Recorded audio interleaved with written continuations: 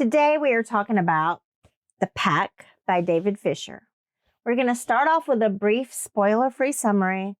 Then we'll talk a little bit about the genre itself and what I liked about this book and a little bit about what I didn't like about this book. So stay tuned. The setting of our story is a small island. It's called Burroughs Island, but it really can be any small island that you've ever visited. It's really close to the mainland. It's available just by a short ferry boat ride. So with that said, it's a little bit isolated because you can't just drive back and forth to the island. So you do have to wait for a ferry boat. And it's really small, and it's only truly occupied during the summer months because it's a tourist island. There's a lot of restaurants. There's a lot of interesting shops and things to do. You'll find picture-perfect families out on the beaches with their picnics, playing frisbee, riding bicycles, playing with the family dog. But then fall comes, and these families pack up, and they leave the island, and they go back to their regular lives. There are locals on the island, and these locals are going to be just like any other locals of any tourist place. They're going to have mixed feelings about their tourists because they are going to enjoy the revenue that comes in from having tourists. But tourists come with a lot of crowdedness. They bring with them a lot of pollution and trash, and then they don't always pack out what they bring in. In this case, we're talking about their dogs. So, and you know what? This is one thing I really like about this book is this idea here, this message that it's giving us, that dogs are not disposable, because it's really not only something that happens in the summer months, but it's something that happens. Dogs get abandoned. And what happens to these dogs? Okay, back to our story. The people in the story will say, the dogs will be just fine. We'll leave them here. They'll find new homes, or they'll make it on their own. They're not fine. And in this story, these dogs pack up. They join the pack for survival. Survival becomes the name of the game. So we have dogs that are coming together and they're caring for one another. And these dogs all have some trauma associated with humans. So they're focusing in on survival. They're forgetting a lot of their families that they had in the past. And the goal is to live. To find food, shelter, warmth. That's it. Now, we've got humans here, dogs here. Dogs are hungry. Humans have food. And we're going to see where this story goes. So, I really do like this story. And I have to say that I want to side with the dogs on this one. I understand. The problem is I really wanted vengeance for the people who abandoned the dogs. Like, I wanted the dogs to have a chance to go out and get the people that left them. But who's on the island? The locals. All right, I still get it. I still side with the dogs. I still understand the dogs.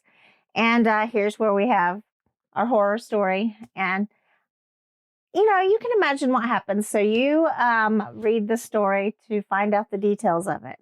And now let's kind of talk about the genre, what I liked about it, the message. So this book is one of what I'm calling Paperback Predators. It's really the eco-horror of the 70s. This is where humans sort of just shine that light back on themselves and reflected on how we have caused harm and how that's turning back on us. So we had the movie Jaws. That was originally a book. This came out of the environmental movement. We had the development of the Environmental Protection Act. Basically, people were more conscious of their impact on animals and also nature around them. So this is right into that genre. And this particular book has the message to us, and that message is there are consequences for our actions. And those consequences may not always fall back on us directly. So here we go. We have the example of the dogs are attacking people, but not the people that abandoned them. So just because you didn't abandon the animal doesn't mean that there's not a consequence for you. And if you think about that in the real world, we can tie that back into people who come across these animals that have been abandoned and are trying to help them. This is because of somebody else's negligence. And you know what? I volunteer in an animal shelter and I work in an animal hospital, and there really are psychological problems that come with being abandoned for animals. I mean, and also physical damages. My cat's here. He wants to say hello. So I'll just pop him up for a second. Hi, Thomas. But this is, one of those things, those stories, like we know deep in our hearts that this is not good. And this book kind of starts that discussion. It's a pulp fiction story. It's one of those, and by pulp fiction, we have stories that do not have great character development. So if you are someone who really likes characters, you may not like this story, because in this story, it's just the characters are more of an archetype. And the focus is really on the action. So if you are someone who really likes action-based books, you're going to love this kind of book. It's a quick read. It's fast-paced. It's full of action. I tend to like more character development, so that was one flaw for me, but I accept it as part of the genre. And that said, I still enjoyed the book. It's kind of one of those reminiscent of penny dreadfuls from the Victorian era, but it's, mixed with the pulp fiction of the 70s, where you've got a story that has some sort of mirror back at the culture, and it really affects people because it does make us think about something. And in this case, it's our treatment of dogs. So I will say that I did enjoy this book. I do recommend it to anyone who likes fast, quick horror reads.